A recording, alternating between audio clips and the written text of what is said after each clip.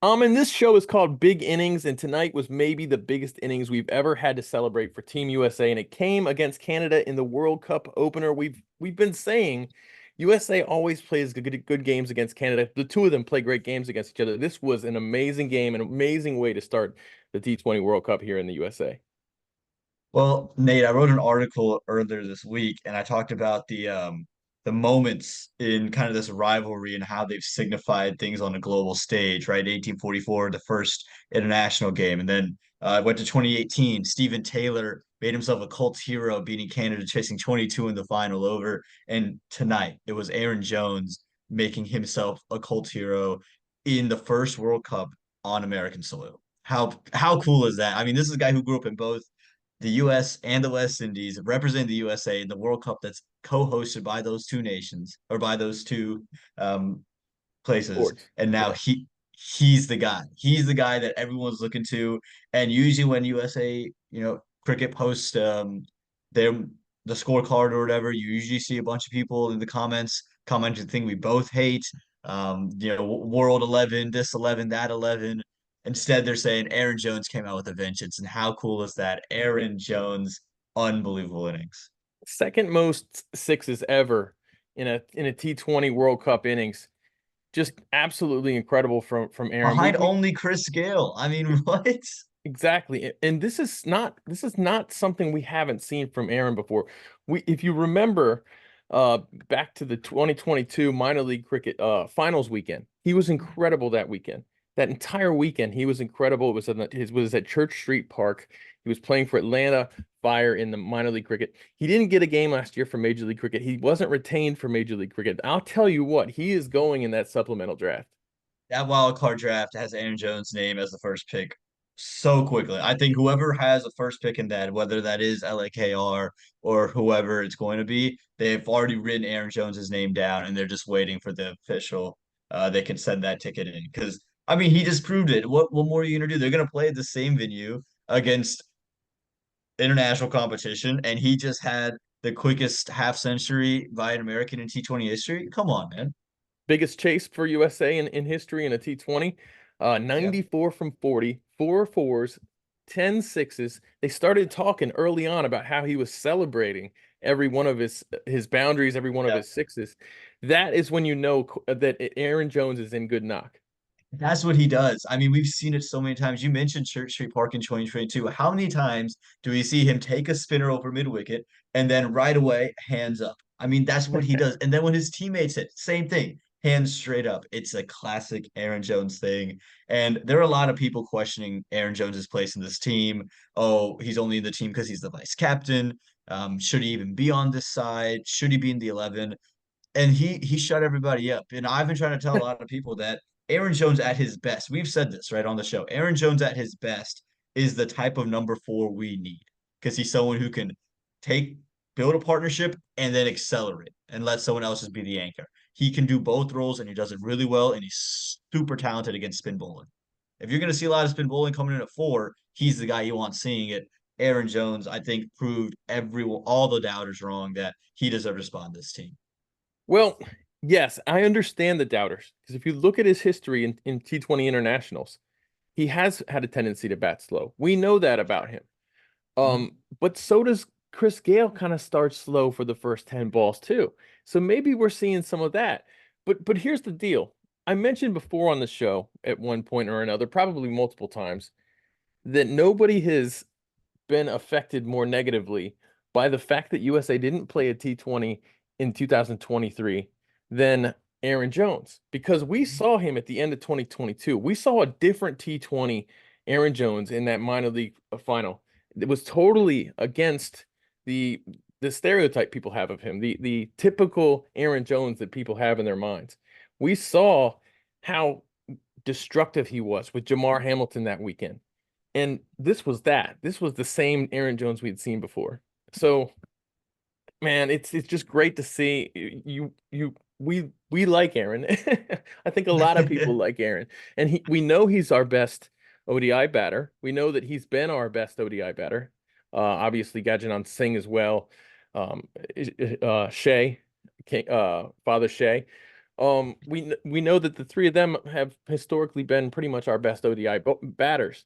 But now he's really, I mean, this is what a way to start the World Cup here in the USA, beating our rival.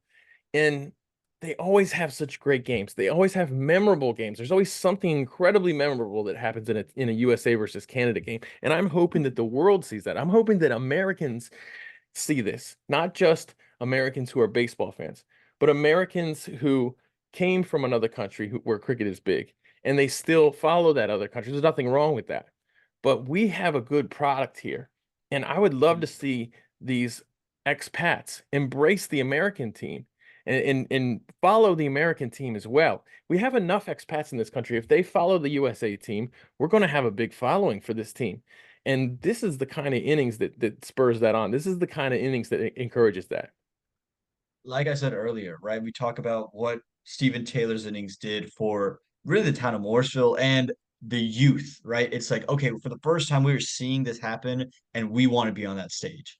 This is on a bigger stage, this is on the world stage. And now the first time fans all across the country, all across the globe get to see Team USA in action. And I was so excited to see the first game was against Canada because the first game was against India and say we were to get wiped out against Pakistan. We get wiped out. I don't think there's as much, and we then the same game happens the next day. I don't think there's as much prestige about this game. But to get this one straight away, we knew it was going to be instant classic because these two teams, like you mentioned, always play each other close, and it just this was our game to win, right? I mean, this was the rivalry game. This is our Super Bowl. This was the one. If we don't win another game in this tournament, I think the team will go home happy because we beat Canada, right? That's the type of rivalry we have with Canada. So to get this one out of the way, I think this is, I think John Boy said it so perfectly at the end. This was such a fun game to watch. And you can wrap all this up and sell this to any American sports fan or a cricket fan from another country and say, hey, Team USA, Team Canada, they have all the makings to be a really fun cricket team to follow. And that's something that's super exciting. Yeah, and after that first innings, actually going into the first innings, the start of the game, the first few overs of the game, I had a totally different show in mind for us tonight. It was a rough start for USA. Canada got right out of the gate, scoring pretty quick. USA did a decent job to keep him at 194 when you consider that the USA tends to go pretty expensive at the end. Or they get a lot of wickets at the end, but going at about 10 and over at the end.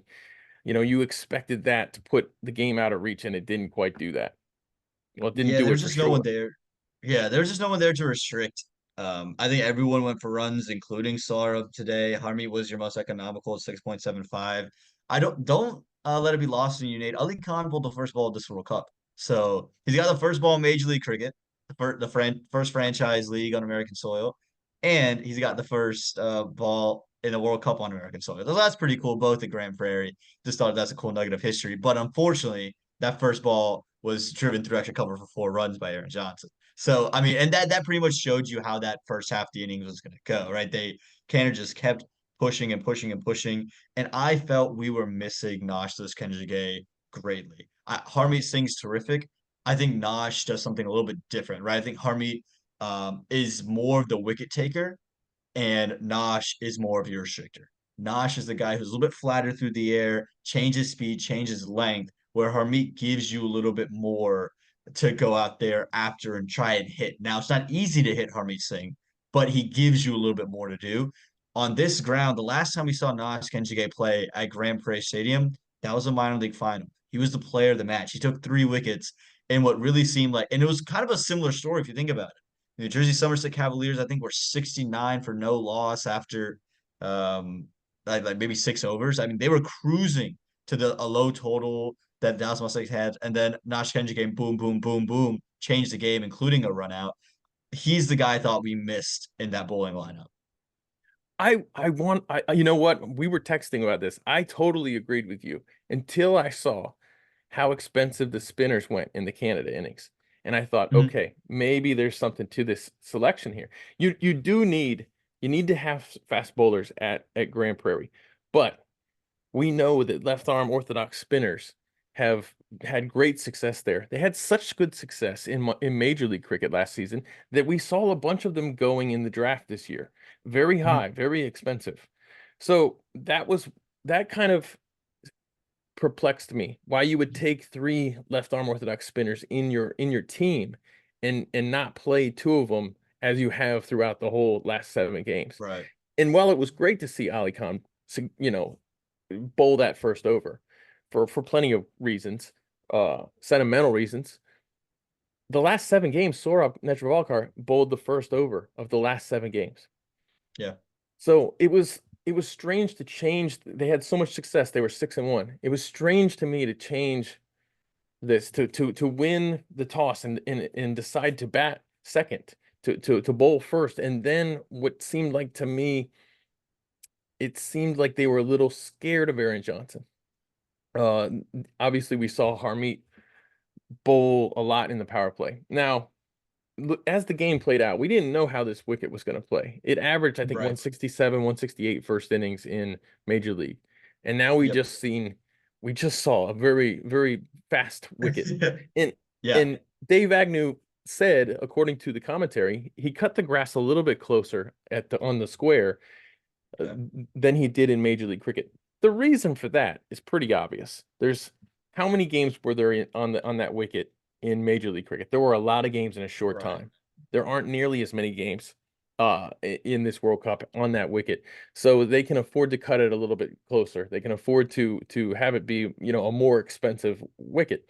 And in that case, you know what? We won the game. We chased it down pretty well. USA did early on in the Canada bowling overs, that ball was seeming like crazy. I was like, how are we going to get out of this? How are we Yeah. going to chase this down? Yeah, I mean, I think it's just the type of bowlers Canada have, right? They have guys that are pitch it up and let it swing, versus the way, and it's not just from an angle, right? I mean, we see the way Saurabh gets the majority of his swing. It's coming around the wicket and angling it back in, right? He's not coming over and just jagging it back into the right-hander. But when you look at guys like Galim Sana, that's what they can do from over the wicket. They can just jag it back. So Canada's got some great swing bowlers. Jeremy Gordon was terrific early, and that's kind of his MO. He's an early he's a guy who gets the new ball and does really well with the hard new ball. We've seen him what he remember what he did to Steven Taylor in 2021 in minor league cricket. I mean that ball swung about a mile back into Steven's toe. So Yeah, this is a team that is a swing bowling team, and they were always going to get a little bit more swing than we were on this surface. yeah. To your point about the spinners in that second innings, there's not a lot of dew in Dallas, but that little bit of dew could have played a factor. I still think though Nosh has enough experience playing in Dallas to where he would have been really successful in that second innings as well. Yeah, it's Because hard. again, his player of the match performance happened in the second innings, right? Of a game just as late. Yeah. That game ended at around 11 o'clock too. I was there. I remember. So I mean, I don't necessarily think that just because there's a fact that there may be dew that you can't play Nosh. I think Nosh also extends that batting lineup, which okay, against Canada you didn't need, but what about against Pakistan when they swing the ball the way they swing the ball? What about India if Jasprit Bumrah gets hot? What about Ireland and Curtis Camphor and company? I mean, Josh Little. What Yeah. if those guys start getting, I mean, those are real things you have to think about. He extends that batting lineup. He's great in the field. And again, with the ball, he is your spinner that can contain and give Harmeet Singh the wickets. We saw 3 overs from Corey Anderson. I don't think we would have guessed that we would see Yeah. a team here with 3 overs from Corey Anderson. Of course, Stephen Taylor went expensive for his 1 over, and he didn't get Yeah. back in, and that was against Nicholas Curtin, who he was supposed to be there to get out. But Curtin also is not a big boundary hitter. He's more of a guy who will run two all day long. We've seen that in minor league cricket from him. But he had a very good innings. I think towards the end, Canada lost a little bit of their MO, which is score quick at the end.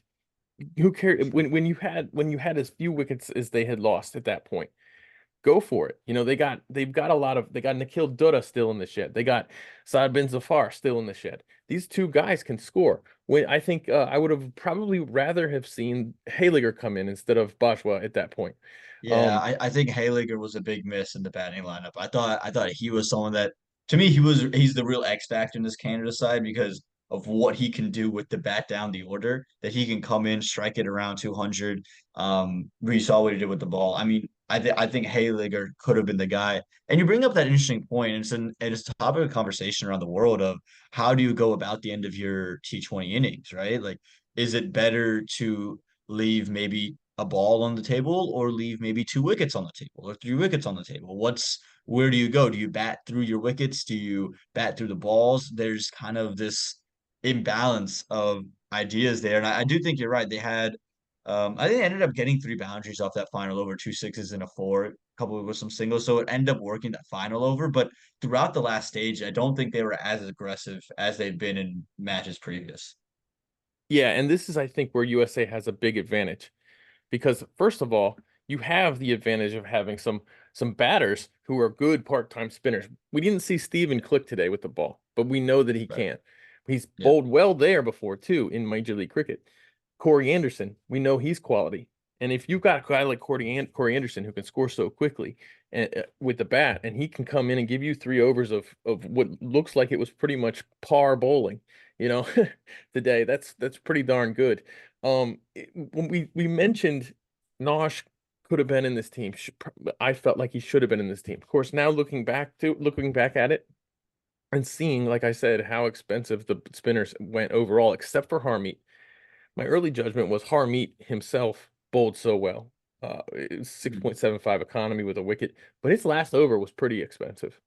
Um, who do you put him in for? My thought early was Jesse, but I thought Jesse bowled pretty well. We didn't see any wides from Jesse. We didn't see any no balls from Jesse. This is if Jesse is going to give us this, I'm happy. Yeah, I still think he comes in for Jesse for my liking because Corey Anderson can bowl three overs, right? I Yeah. think it's a different story if Corey's not bowling three overs, but the fact that he can give you three, then that means I have four pace bowling options with him, and then Shadley Van Skalkvik, and then Ali Khan, and then Saurabh Netravalkar. Ali Khan and Saurabh Netravalkar aren't going anywhere. Shadley's the glue amongst that pace bowling group because he gives you the cutters, can bowl in different situations. And if Corey's able to give me 2 to 3 a game, I can live with not having Jesse Singh, extending my batting lineup by another batter, and giving me someone who exceptional in the field and is pretty darn terrific with the ball in hand as well. I think I again, did Jesse do anything wrong? No. I just think sometimes it's how the 11 shakes up, right? What are the combinations? And I think Nosh is a better combination in this 11 than Jesse is. Well, we know he's an X factor, that's for sure. It's Mhm. the good thing is we have what looks like a pretty good team here. I have to say though, at this particular ground, right now, the way this played today, it's a good thing we're a batting team right now because I think that this team, when you look at it, is a batting team. I think we have bowlers who can ask questions, who can take wickets, who can, do the job. We don't have a leg spin bowler. I think that's going to hurt us a little bit. Mhm. But um, this is a round where you're going to have to score right now. The way this wicket played today, if it stays this way, if it's like this 4 days from now when we've got Pakistan, if this is what we're dealing with, we're gonna have to score. We're gonna Yep. need that Andres House innings that we had today.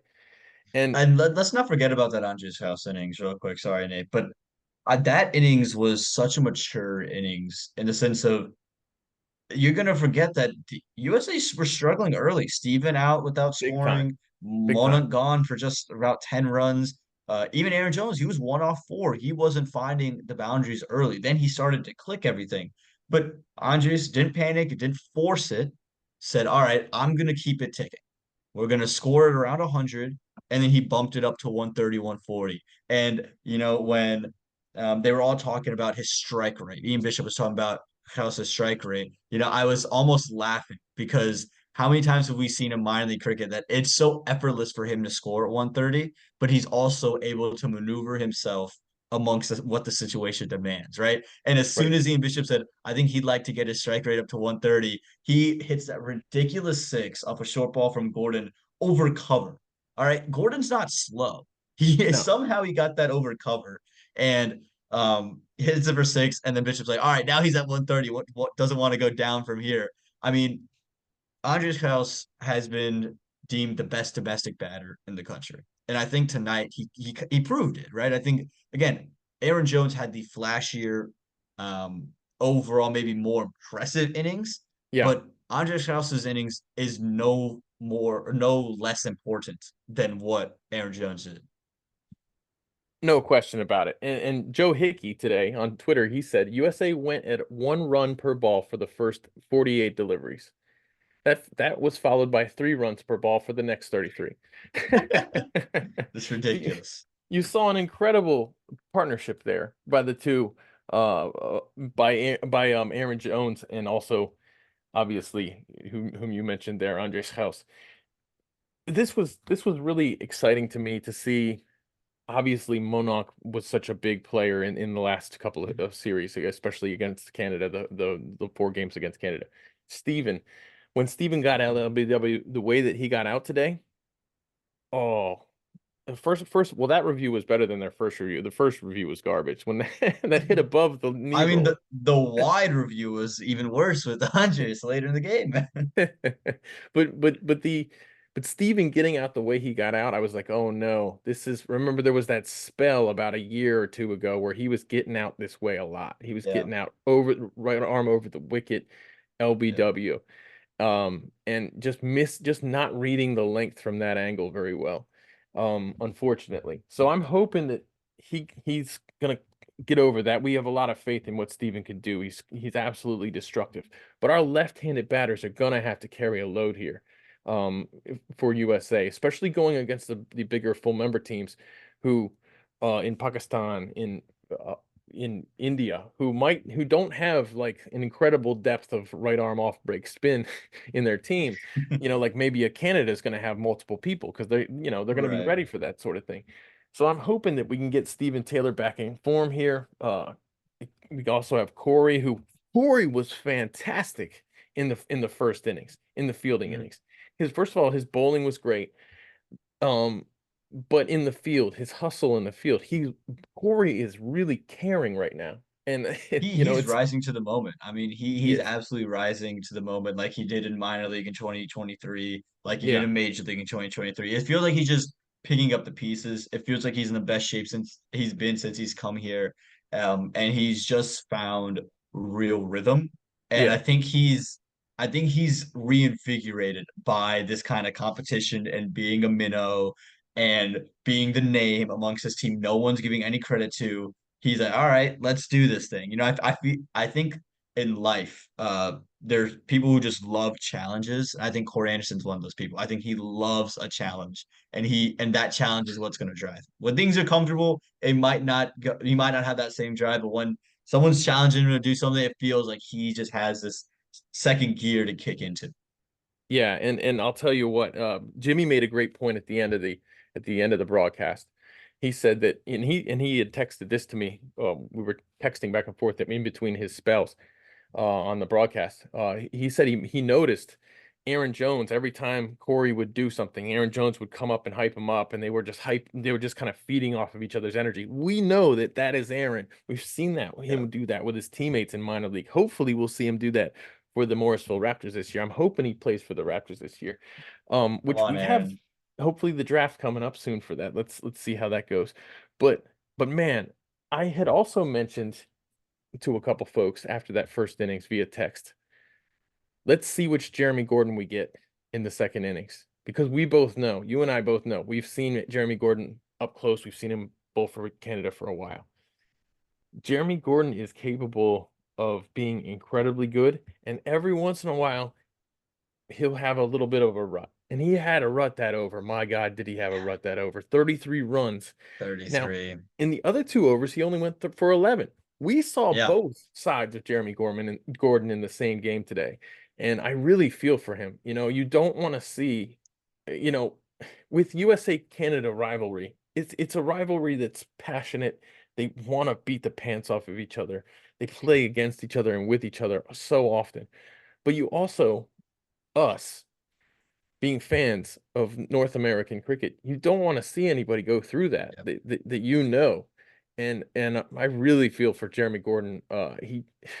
He's too good to have had an over like that, going for 33. But to Aaron and Andre's credit, they didn't take their foot off the gas at all. Yeah, I mean, look, you mentioned we saw both sides of Jeremy Gordon when he is on in minor league or for Canada. I mean, it's ridiculous the amount of bounce he gets, that swing away in the air off the surface. I mean, he's terrific, and when he's searching for wickets, he can really be dangerous. I think Yeah, what affected him in that second spell was just the desperation of what they needed. It wasn't I think Jeremy Gordon's at his best when he's keeping it simple, when he's not going overly aggressive, right? When he's just bowling his line and length and he can slip in that Yorker, he can slip in that short ball, but he's bowling that hard length with a little bit of seam movement and just daring the batters to do something. I think what happens is that there was desperation. It wasn't that, hey, stop runs and get a wicket. It was take a wicket. It was go find us a wicket. So he started, I think, trying to venture and search and find extra pace and try to do some yeah, different things. And I think that's just what cost him. When I look at it, you could see oftentimes there's a lot of effort on every delivery. He was trying to rile up the pace and just maybe try to get it high off the bat of Andres Krause or Aaron Jones and just couldn't find it. And then if once when he did it on the pickup, which I thought was clearing the fences, by the way. I've seen that shot so many times. I thought that was gone. And it fell in the hands. It just almost felt like kind of perfect for that moment that he had overstepped. So again, Jeremy Gordon is, I think, going to get a bad rap for this innings. I think a lot of people are going to come out of this inning saying, "What kind of bowler is Jeremy Gordon?" He's a much better bowler than that third over. I mean, the first two went for 11, right? yeah. So he just had a bad over. Everyone has that bad over. It just unfortunate the way it went down for him, but I think it was a product of him trying to force it rather than doing what he does best. Yeah. Oh, yeah. I mean, you can see this in baseball too sometimes when somebody tries too hard. They'll say, "Well, Mhm. you're trying too hard." And you're just brute force doesn't always work. Yeah. He is a brute force guy, Jeremy Gordon. He is going to stubbornly try he's going to turn the gas up a little bit every time if things aren't going right. And we've seen that from him a couple of times before. And it's difficult watching someone struggle that way because they're Yeah. giving everything they have at that particular moment. And I think it's something you could like see in Ali Khan sometimes too, right? When Ali Khan's at his best, he's just letting it come off at the fingertips at a little bit of a fuller length, letting it swing a little bit, and then slipping in that Yorker that reverses, right? That's Ali Khan at his best. Then you get the Ali Khan that's trying to force the issue, right? He's trying to force that Yorker. He's trying to force a bouncer, and then he'll go for some runs. So Yeah. every bowler has it. Every bowler, when they're searching for wickets, that's when you tend to get pummeled, right? And Yeah. that's just cricket. At the end of the day, most bowlers searching for wickets end up getting pummeled. And unfortunately, it was Jeremy Gordon that faced the wrath of that today. Yeah, what a tough one for him. It's kind of a fast bowler tendency, I think, for someone who's Mhm. got real express pace to just keep trying. Yep. And in a T20 game, sometimes you can't really do that so much. And we know also at this venue in the past, the slower bowlers have done better than the Yeah. quicker bowlers, but today was a little bit different. The wicket was a little bit different. It was definitely, man, what a great venue. Dave Agnew, Pat, Jana from TCL, they're all down there working on this and doing a great job with that ground. And it was great to hear Dave's name on the broadcast Yeah. today. A couple of people giving him a shout out. We mentioned Jimmy a couple of times. This was his first Mhm. broadcast. This was his first time on Yeah. commentary. Congrats, And Jimmy. Congrats. congrats. It's hard to do for your first time anywhere. It's hard to do your first time on a television broadcast. You know this, Amin. We've had the head. Remember when the first times I did it and I was like, I don't know, Yeah. it was like I driving me remember the crazy. first time I did it in St. Louis, man. I didn't think they were ever gonna let me back on it. I was like, oh man, this was bad. Like I don't know if they're ever gonna let me back on. Yeah, it's tough when you got the director talking in your ear. Yeah. Sometimes they'll tell a joke, and you're like, "Oh, I hope I don't tell that joke." Um, but the trick is with a three-person crew, it's always hard. It's hard Yeah. anyways. When you're working with someone new for the first time, it's difficult. And I was lucky myself. Yes, I mean, I did not do good the first times I did a broadcast like that. I didn't do well at all, and I was glad that everybody had patience with me. Um, but I did not do well, and I was lucky that I had what you were one of the first people I did it with, which we had worked back before. You weren't the first person I did that a higher level broadcast with. It was Nikhil Chandani, who Yeah. he's a one man show sometimes. He can be a one man show. And it was just I had a difficult time, and then you throw a third person in. It's Yeah. tough to find the rhythm. It's tough to find the rhythm Mhm. in that place. But I think towards the end he kind of got the hang of it. And then very at the very end when they were kind of like wrapping things up.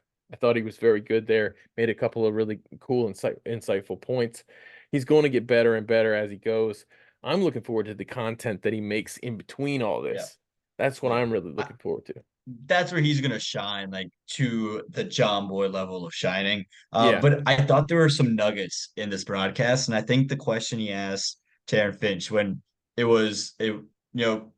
Andres Strauss wanted to take the single, Aaron Jones sends him back, or sorry, Corey Anderson wanted to take the single, Aaron Jones sends him back. The throw comes in from Dhaliwal, misses the stumps, overthrows, they run a single, and right, you have to remember this is a World Cup played in the U.S. and there's U.S. is Yeah. playing, and Yeah. they're USA fans who maybe are baseball fans that don't really understand the game, and he goes just without hesitation.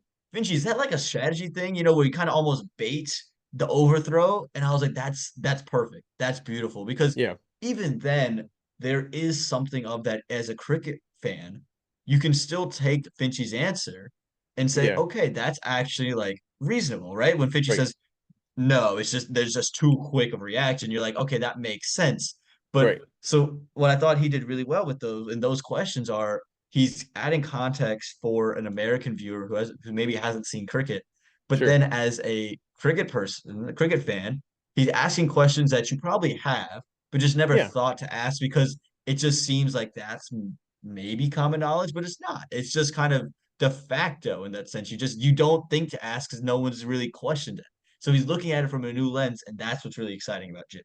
And Finchy has obviously never seen a TCL U10 game Yeah. before because that is absolutely a tactic for the little kids use all the time. They try to get that throw and then they run. They do that. They do that, especially with kids that are learning the game. They try to take it, the ones that are a little bit ahead of everyone else, they just try to take advantage of, that doubt and they want to tempt the kid. And that's the beauty of Jimmy on the call is that he is young from a cricket fan perspective, but has seen enough sport where he Mhm. understands how sports work. So Yeah, he's thinking of cricket in another sport mindset. And that's a right, cool way to think about cricket because now you're thinking about all the intricacies that he knows about baseball and how right. you can apply that to cricket, right? I'm sure when he's thinking about trying to bait the throw, it's almost like leading off to Right. steal a base, right? You're just trying Yeah. to bait the pitcher into missing his spot. It's a similar approach. I think that's what he's getting to. And so that's the cool thing about Jimmy is that he's asking questions that you just never ask because you're told don't do this when you're playing Yeah. cricket. But he's asking questions from a perspective of, hey, in the sport that I know really well, this is a tactic we use. Is that something that y'all have even considered? Is that something that is done? And now you're thinking about cricket in a whole new light. And that's what John Boy's done really well for the past 2 years. And he's doing it now for the ICC in the T20 World Cup. And I don't think there's anything better than that. Yeah, yeah, it's great. It's I thought that Ian Bishop did the best with him when they were Mm-hmm. talking about in baseball the catcher calls the game. He knows the pitch Yeah. that's coming because he's calling the pitch. And in cricket, you just have to as the keeper you just have to understand the tendencies of your bowler. The Yeah. trickiest thing to me is I've always wondered about this too, like because I'd never played keeper. I played keeper one time before. But like when someone has a great googly that people can't pick and you're the keeper, It kind of helps to know when that thing's coming, I would imagine. Now, obviously, keepers, they've been around a while. They know what they're doing. So that's the answer to that question is they've been keeping a long time. They can figure it out. But it is kind of cool to see the contrast there. I do wish he had mentioned that Aaron Jones had played on Jimmy's team in the 2023 Ball and Play League. And then this year, Aaron played for Del Caribe along with Toby from Cricket Districts. And that was a really fun team to watch. Aaron was doing the same thing, hyping people up. Yeah. And but it's kind of funny to see Jimmy on commentary with where the player of the match is a guy who came to the warehouse and played in the Ball Yeah. and Play League. It's like it's absolutely weird. Yeah, I mean it's a crossover episode, right? One, I think Del Crebo was the perfect team for Aaron Jones to be on because that team celebrates more than anybody, and that's what Aaron Jones does. So I'm sure when they all go Caribe, yeah, I'm sure Aaron Jones is loving it too. So there's no doubt about that in my mind. But no, I think it was really cool just to see all these little intricacies that we've seen kind of shape the American cricket landscape. Jimmy, Aaron, all these little connection points. They're just, we kind of just putting dots on a map. And now we're connecting the dots. And Yeah, that's so cool to me. Like Grand Prairie, that was a dot. John yeah, Boy in the Ball and Play League, that's a dot. Aaron Jones's performance in 2022, that was a dot. And yeah. now those three things connected to make this beautiful thing that we're all going to remember about the 1st of June, 2024. I mean, how awesome is that? Dude, yeah, it's pretty freaking fantastic. It's absolutely amazing. What a game. What do you do going into the Pakistan game? Do you keep the team just as it is today? I mean, obviously you're going to assess the conditions come the 6th of June. But what are your thoughts? Do you think that Nosh goes into the team along with Harmeet? I mean, Harmeet did have very good bowling figures. But in the second innings, we saw Canada's best bowler, in my opinion, Saib Bin Safar, went expensive. And that's the role he bowls, the left arm orthodox. And I was a little worried when Steven got out early because I thought, oh Yeah. great, we can see Sod at any point now. With Mhm. Steven in there, they're gonna probably try to save Sod until Steven's out of the innings. That's what my thinking was.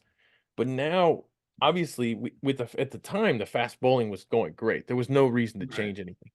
But if anything went haywire, I was like, oh great, we're gonna see Sod at any point now, and he can change this. He can get Mononk. We know that he's done well against Mononk. We know that he's a left arm orthodox spinner in the USA. So if you're a right-handed batter, Right. there's a good chance you could get out. Yeah. I would bring in Nash, and simply for me, it's the batting. I think that against Pakistan, we talk about the way Canada swung the ball today, right? Now think about Pakistan bringing in Shaheen Shah Afridi, bringing in Haris Rauf, bringing in Nasim Shah, and Mohammad Amir. Three of those four are going to play, and they're going to be moving the ball left and right. I mean, the way Nasim Shah does it, everything's angling in and then just slips back away at the last second from the right-hander. Sheen Shah Afridi, he's tore up international lineups for the past however many years. Haris Rauf, we saw here in Major League Cricket do it. So you're going to have to deal with swing. To me, I want to extend my batting lineup. Um, and again, Nosh has the experience of bowling here. He knows how the do works here, and he bowled really well. Jesse didn't bowl bad. It's not because Jesse was had a terrible performance. It's simply because I want to extend my batting lineup. I want to give me as many options that if we get into the 18th over and we're 7 or 8 down, I at least have one bat in there that can be a little creative and find ways to find boundaries, right? Mhm. If we get to that point, which we may get to that point, the way they're moving that ball. And then I want a really economical bowl. I think what we have in Sarb that he's supposed to be one of our economical options. I think Harmeet's the wicket taker. I think Ali Khan's a wicket taker. And I think Shadley's supposed to be economical. I think I want one more economical guy in there because it just creates a little bit more balance for me. I think Jesse's a wicket taker. I think he's a guy that's going to search for wickets. So when I think he can have a Jeremy Gordon effect. When he's on, I think he can really be on. But when he's off, I think he can find runs just because if the ball's not moving, these guys love pace onto the ball. He's going to give it to him. I think Nosh can slow things down, make some of these guys have to rethink the way they do things. And when you have a batting lineup that features Babar Azam, Mohammad Rizwan, Azam Khan, and company, I mean, the batting goes on and on and on. Shadab Khan, this batting doesn't stop. So you're gonna have to do a lot really well. I think Nash comes into the side. Yeah, I mean, we'll see. I mean, you mentioned economy. In that power play, Jesse Singh, we've seen recently Jesse bowl pretty darn well in the power play Mhm. recently when he's gotten the fifth over a lot. He gets that fifth over quite often. He gave up only 3 runs in that fifth over. That set up Harmeet because you had dot dot 1 2 dot dot, and then Yeah. Harmeet comes in dot ball. Then he gets the wicket right there. Yeah. And you saw coming into Jesse's fifth, the forecasted score was Canada getting 187. At the end of Jesse's over, it dipped to 182, and then after Harmeet took that wicket, it dipped to 168. Now, obviously, they recovered quite well after that, but I not for lack of him doing a good job. I think you have to assess the conditions. I think that I'm happy now with kind of like whatever they decide to do. They go into that Mhm. game against Pakistan and they look at the conditions and they say, this is what we've got in our team. This makes sense for this wicket. Let's do this. Uh, I think I'm gonna have to trust them right now because I think they put Yeah. together a good team today that worked out for them. But yeah, I do think it's tricky because there's always going to be if you're in a good team, there's always going to be somebody that's going to miss out. You're always going to be talking Yeah. about Jadeja or Ashwin. You're always going to be talking about here, Jesse or Nosh or something like that. But Yeah. obviously Harmeet was the pick of the bowlers today. He's staying in the team, plus his bat.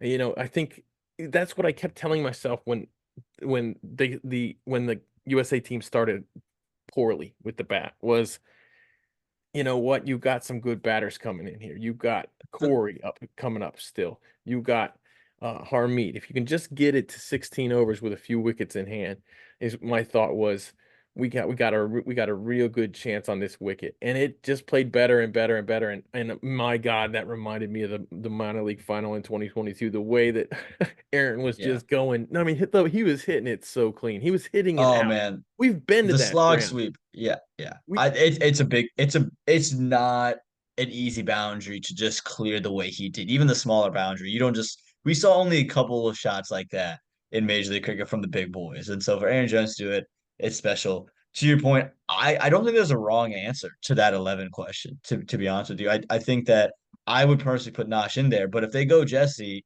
and think, hey, there's gonna be a lot of movement on the surface, I don't mind it. Like again, you put in a yeah, team that can win.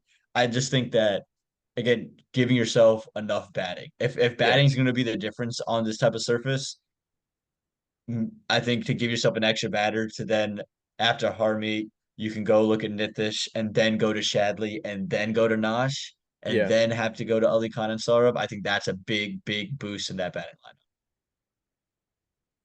Yeah, I thought it was interesting that we win the toss, go into bowl, and then kind of I didn't feel like we were aggressive enough against Aaron Johnson, honestly. But you know, he came out of the gate hard. He played very well. You have to respect him.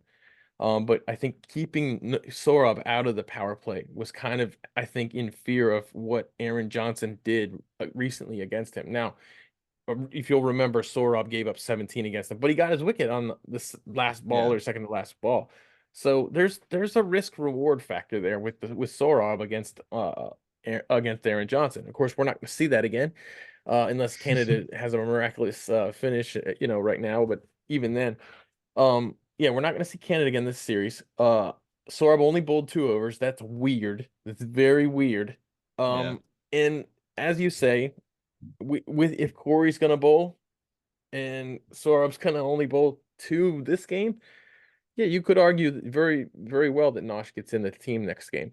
But I think it's all gonna come down to the day. I think it's gonna come right down to the day, and I know that I think Jesse's gonna be ready. I think Nosh is gonna be ready. I'm very pleased to see Jesse get through this without a no ball situation or a wide to his name.